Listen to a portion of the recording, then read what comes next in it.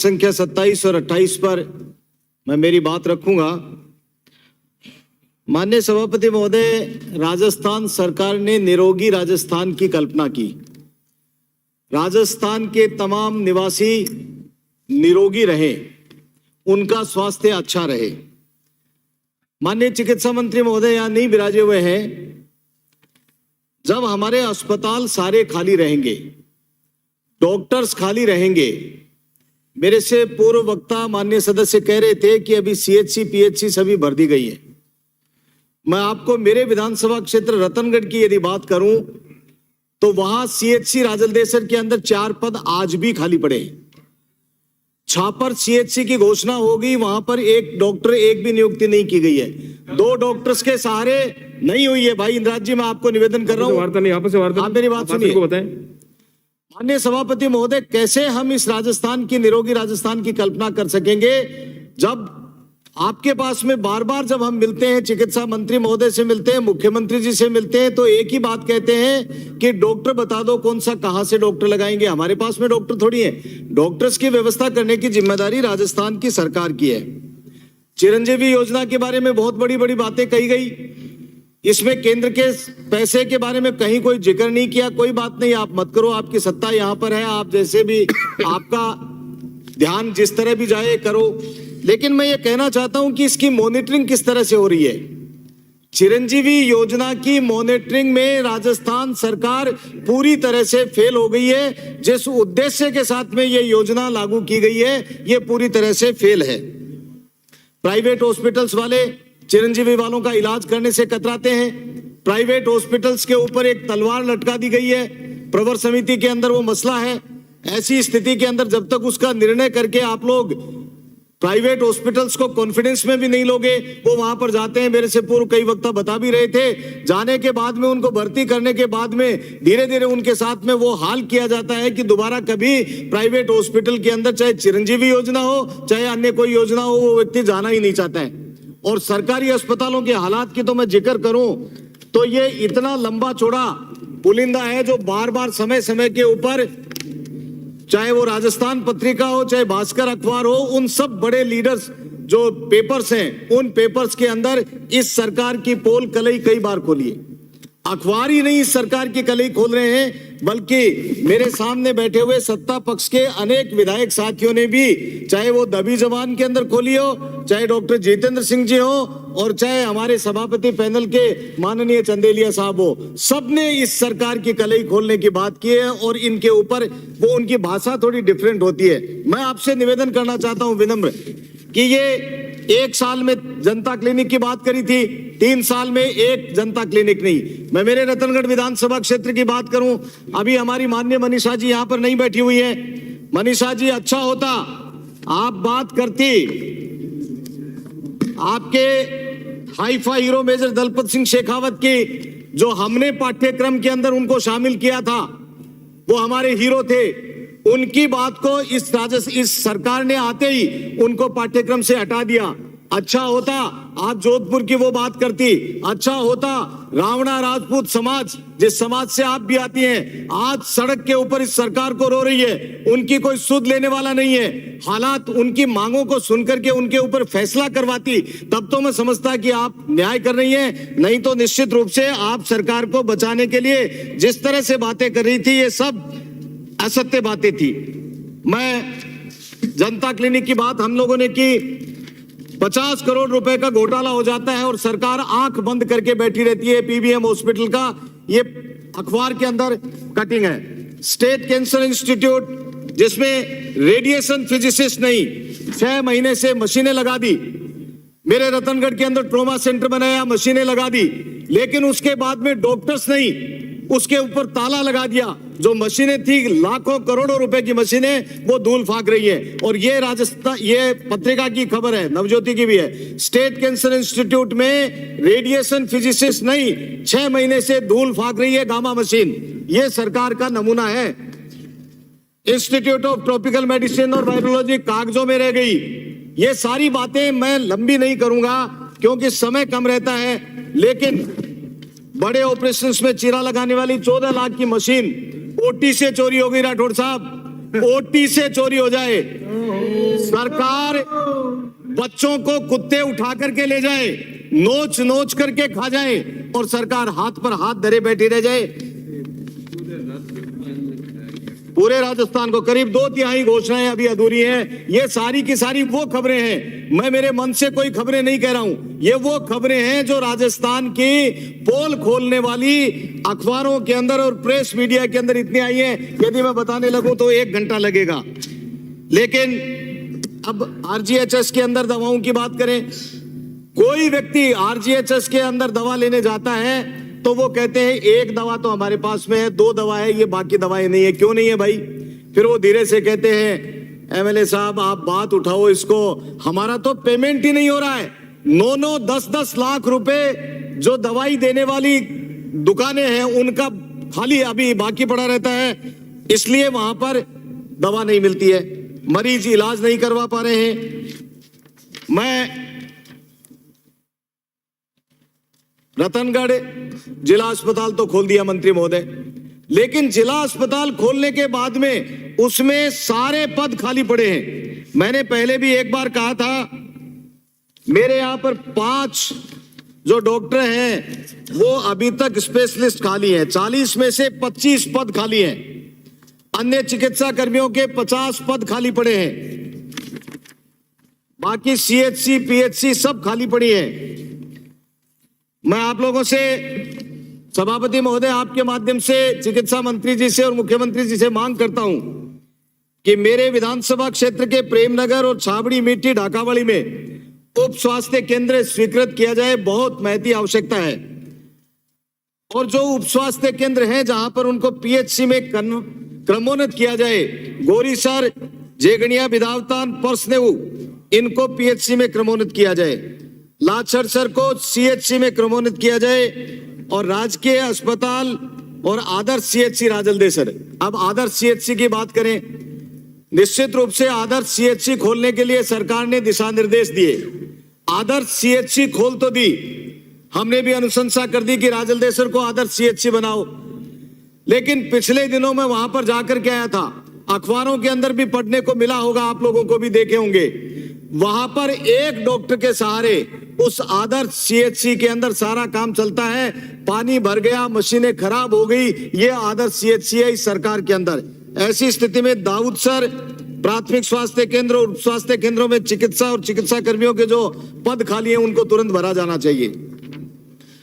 सभापति महोदय, जब कोरोना काल आया, कोरोना काल के अंदर वो जो सीएचए हैं उन्होंने अपनी जान जोखिम में डाल करके काम किया था, उनके बारे में भी सरकार जल्दी से जल्दी फैसला लेकर के और वो काम उनका भी निदान करे। मैं कोरोना काल की बात आ गई, एक बहुत जबरदस्त उदाहरण आप लोगों को पेश करना चाहूंगा। मैं स्वयं कोरोना ग्रस्त हो गया था मंत्री महोदय, और जो आपका सीतापुरा में जो अस्पताल है आरयूएचएस के अंदर मैं 17 दिन तक भर्ती रहा। अभी मेरे से पूर्व एक वक्ता नाम लेकर के डॉक्टर सुधीर भंडारी का नाम ले रहे थे। सुधीर भंडारी कह रहे थे कि बहुत बढ़िया, बहुत जोरदार डॉक्टर है। मैं सुधीर भंडारी जी की एक वानगी आपके सामने जो मेरे सामने घटित हुई है, वो मैं मेरे साथ घटित हुई है, वो मैं बताना चाहता हूं। विधायक था, रात को 2 बजे 1:30 बजे टीम के साथ में आते थे, हाउ आर यू एमएलए साहब, आई एम फाइन, चले जाते थे। एक दिन अचानक सुबह सुबह 15-20 डॉक्टर्स के साथ में मेरे बेड पे पहुंचे। मैं डर गया, क्या हो गया? उन्होंने कहा कैसे हो आप, ठीक हो? मैंने कहा बिल्कुल ठीक हूं। रिपोर्ट के ऊपर उन्होंने लाल गोला कर रखा। मैंने कहा क्या हो गया, आप इतना घबराए हुए क्यों हो? मेरे घर वालों को सूचित कर दिया, सबके फोन आने लग गए। मैंने कहा मैं ठीक हूं, मुझे क्या है। 2 इंजेक्शन उन्होंने ठोक दिए और पहले सारा डोज देने के बाद में 2 इंजेक्शन और लगाए। मैंने कहा कर क्या रहे हो? उन्होंने कहा रुकिए रुकिए, आप बोलिए मत एमएलए साहब। डॉक्टर सुधीर भंडारी 15 फीट दूर खड़े हो गए। उसके बाद में बोले टोसिलीजुमेब लाओ। टोसिलीजुमेब लाया, एक वो ठोक दिया, दोनों हाथों के अंदर वो लगा दिए। मैंने पूछा क्या हो गया, सब ठीक ठाक तो है? मंत्री महोदय, उस डॉक्टर की वानगी बताता हूं। उन्होंने उसके बाद में इतनी दवाएं दी कि मेरा जी घबराने लगा। मैंने कहा हो क्या गया? थोड़ी देर बाद में वो 2 डॉक्टर्स की निगरानी में छोड़ करके चले गए। नर्सिंग कर्मी से मैंने वो मेरी सीट मंगवाई, उसके ऊपर कोई एक अभिषेक नाम के व्यक्ति की रिपोर्ट थी जिसमें डी डाइमर 700 था। उस 700 डी डाइमर को देख करके डॉक्टर सुधीर भंडारी ने, मैं इस पवित्र सदन में कह रहा हूं, उसने मेरे साथ में इतना अन्याय किया कि वो सारे इतने इंजेक्शंस ठोक दिए जो मैं आज तक झेल रहा हूं, मेरा शरीर झेल रहा है। उसके बाद में मैंने फोन किया डॉक्टर भंडारी को, मैंने कहा where are you mister Bhandari? Sir मैं यहां पर हूं। मैंने कहा कम फास्ट। तुरंत आए। आने के बाद में मैंने कहा माननीय मुख्यमंत्री जी ने आपको कहा होगा कि ये विपक्ष का विधायक है, इसको आज यही मारना है। क्या मतलब? मैंने कहा सीधे रिपोर्ट। आप ठहरिए, मैं बिल्कुल सही कर रहा हूं, मैं सही कर रहा हूं। तुम्हारा सुनिए मेरी बात। आ जाइए मिस्टर, मैं नाम लेकर के कह रहा हूं, नाम लेकर के कह रहा हूं। सिर्फ पैसा के निकालने वाला डॉक्टर भंडारी को सच्चाई को सुनने की हिम्मत रखो, सच्चाई को सुनने की हिम्मत रखो। विपक्ष में तुम्हारा है क्या? में हिम्मत रखो। विपक्ष में तुम्हारा है क्या? में मुख्यमंत्री जी का नाम एडवांस भंडारी की जांच करो, जिम्मेदारी से जी का नाम हटाओ। सुनिए बात, आप सच्चाई स्वीकार करो। सुनिए आप स्वीकार करो। माननीय सदस्य बिराजी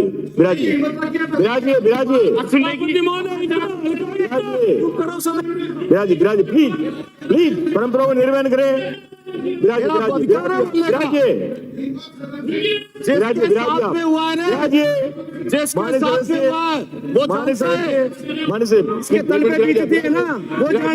बिराजे आसन पैरों पर है, जिसके साथ में हुआ वो जानता है। बिराजे आसन पैरों पर है, बिराजिए। माननीय सदस्य बिराजिए, आप भी बिराजिए। जो भी रिलेवेंट पार्ट है सब विलोपित कर दो और माननीय सदस्य सब्जेक्ट पे बात करें। आपने संज्ञान में ला दिया, सरकार के संज्ञान में ला दिया, इसे क्या बोलूंगा? सरकार के संज्ञान में ला दिया। माननीय सदस्य मंत्री जी बैठे हुए हैं, आपने सरकार के संज्ञान में ला दिया। उसने क्या किया? ये कोई स्टिलिक की जरूरत नहीं है, सारा विलोपित करें। मैंने कर दिया विलोपित। क्या करेंगे? कर दिया क्या मतलब हुआ? कर दिया मैंने विलोपित। आप तो सब कुछ कर दीजिए। बिल्कुल नहीं आसन साहब, आप ये और पता है निंदनीय है। बिल्कुल नहीं, बुलाने के बाद लेकिन बात रखने दो। जिसके साथ में घटना होती है राजेंद्र राठौड़, उसके बारे में बात करनी पड़ेगी। बिल्कुल अलाउ नहीं करूंगा मैं, बिल्कुल अलाउ नहीं करूंगा। मुख्यमंत्री ने ये कह दिया, मुख्यमंत्री ने वो कह दिया, क्या मतलब इन सब बातों का? कुछ छोटी मोटी कोई बात आपके साथ हो गई, मंत्री जी बैठे हुए, आपने संज्ञान में ला दिया, मंत्री जी इस बात की जानकारी ले लेंगे। बिल्कुल अलाउ नहीं करूंगा। सभापति महोदय, आसन सर्वप्रिय है, आसन के सब अधिकार प्राप्त है। सभापति महोदय अपनी आप बीती सुनाई उन्होंने। आप सभापति महोदय उस मानसिकता को नहीं जानते। जब इनके परिवार के लोगों ने वहां पहुंचने से पहले मुझे टेलीफोन किया तो मेरी आंखों में आंसू इसलिए निकल पड़े कि उन्होंने कहा कब आपका साथी जाने वाला है। ये अपने आप बीती सुनाई, इसलिए इस पर उत्तेजित होने की क्या बात है? डॉक्टर ने दूसरे की शीट के आधार पर इनके इंजेक्शन लगा के दूसरे की रिपोर्ट देख करके लापरवाही डॉक्टर के, मुख्यमंत्री ने कहा है लापरवाही, मुख्यमंत्री के कहने पे क्या बात कर रहे हो? प्लीज ऐसा नहीं है, सुनिए मेरी बात। मैं क्या कर रहा हूँ? मैं जो कह रहा हूँ उसको बिराजिए। आपने अपनी बात संज्ञान में ला दी, मंत्री महोदय यहाँ पे बिराजे हुए हैं, मंत्री जी ने सुन लिया, अपने आप इस बात पर कार्रवाई करेंगे। मैं इससे आगे आपको चर्चा करने की इजाजत नहीं देता इस मामले में। अपनी बात रखें आप। माननीय सभापति महोदय, मैं ये निवेदन करना चाहता हूँ, वार्ता नहीं, आपस में वार्ता नहीं। वो मंजर जो है वो मैंने देखा, इसलिए मैंने कहा। और मेरे ऊपर जो घटना घटी किसी दूसरे और किसी के साथ में घटती, वो किसी दूसरे की रिपोर्ट, ये डॉक्टर्स की लापरवाही बता रहा हूं कि बिना किसी दूसरे की रिपोर्ट देख करके संज्ञान में ला दिया। अब आपको आगे कोई बात करनी है? हाँ, आगे बात कर रहा हूं माननीय मंत्री महोदय। इसी पे डिबेट होगी। समय की सीमा है, समय की सीमा है। 50 माननीय सदस्य बोलने वाले हैं, 50 माननीय सदस्य बोलने वाले हैं। यदि इस तरह से आप हाउस को जो है हाईजेक करेंगे, आज अपनी बात रख नहीं पाएंगे। अपनी बात रखें। धन्यवाद सभापति महोदय। ग्रामीण क्षेत्रों के अंदर जो भवन है सीएचसी और पीएचसी के जो बजट में घोषणा की गई थी, वो बजट की घोषणाएं की गई, उनके अंदर जो भवन बनने हैं उन भवनों को तुरंत बनाया जाना जरूरी है। मैं राजस्थान सरकार के बाकी सब चीजों को, जो कि अब ये लंबा काम हो गया, लेकिन एक बात कहते हुए मेरी बात को विराम दूंगा कि ये जो ट्रेंड नर्सेज एसोसिएशन का एक मुझे पत्र मिला है, इसके अंदर व्याख्याता, टीचिंग स्कूल और बाकी सारे लोगों को ये गजेटेड ऑफिसर मानते हैं और इन नर्सिंग ट्यूटर्स को नहीं मानते हैं। तो ये भी समान वेतनमान में काम करते हैं, बाकी सारी चीजें हैं, इनके साथ में ये अन्याय नहीं होना चाहिए, इसलिए इनको भी गजेटेड के अंदर शामिल किया जाना चाहिए।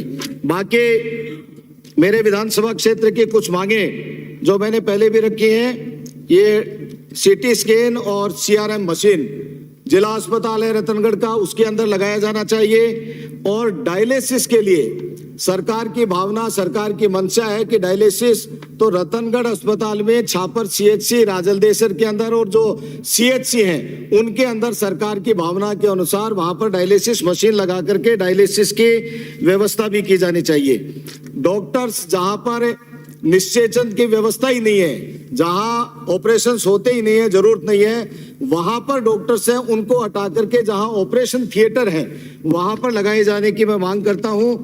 और ग्रामीण आयुर्वेद चिकित्सक 2008 तक की जो संविदा कर्मी आज तक कैडर में दर्ज नहीं हुआ है, प्रमोशन नहीं हुए हैं, उनके ऊपर भी मैं मांग करती हूँ। और 2013 की भर्ती जो मेरे से पूर्व कई वक्ताओं ने भी कही, उन सब को भी मैं शामिल करते हुए माननीय मंत्री जी आपसे निवेदन करता हूं कि वो चाहे सरकार 13 के बाद में हमारी रही हो, लेकिन अब तो 4 साल से आपकी सरकार है, उसके ऊपर निर्णय करके और वो करें। एक सीएचसी स्तर के ऊपर होम्योपैथी चिकित्सा सुविधा भी यदि आप उपलब्ध करवाने की व्यवस्था करें तो ये भी पद्धति कारगर है। मैं यही बात कहते हुए मेरी बात को विराम देता हूं। धन्यवाद। जय हिंद, जय भारत। श्री वीरेंद्र सिंह।